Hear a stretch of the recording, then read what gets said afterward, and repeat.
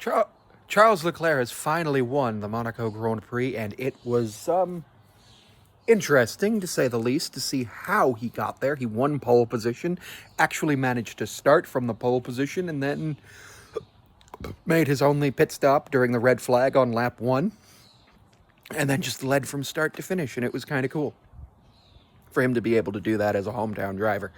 Um, the top six were the exact same as the top six from qualifying, so there were no overtakes there.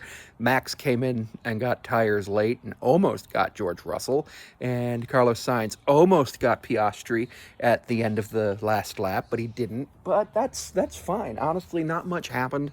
There was a little bit of overtaking in the back of the field with Valtteri Bottas getting a, a nice little overtake done on, I think it was Lance Stroll, I can't remember who. But honestly, the first lap was absolute chaos, knocking out 4 cars in the span of a turn. So it could have knocked out 5, depending on what had happened to Carlos. So Carlos hits Piastri and punctures a tire, and we all think, oh no, is he going to be able to get back to the pits? Is he going to be able to get back to the pits? He gets back to the pits, everything's good. The race gets red flagged. Meanwhile, back in the pack, Esteban Ocon just launches Pierre Gasly for no reason, and he's got a 5-place grid penalty for his next race, which is hilarious because he got 2 penalty points for that. And then Kevin Magnussen decided to just try to kill Sergio Perez. He just did terrorism on the racetrack, and it was awful.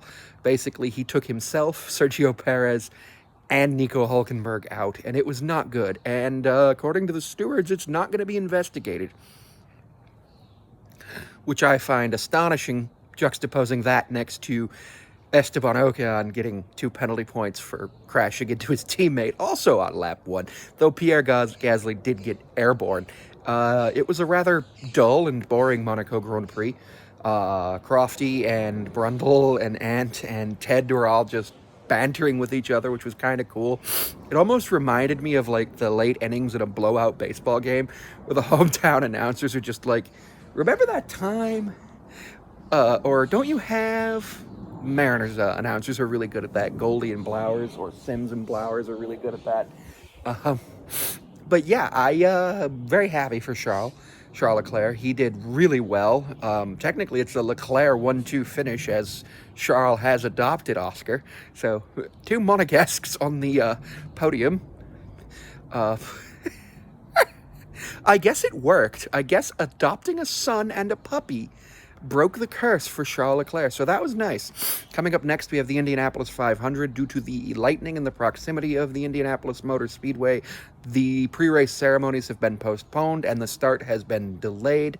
There's also a severe thunderstorm warning in effect for Charlotte Motor Speedway and the Concord, North Carolina area today. So we'll see if we even get any more racing in today.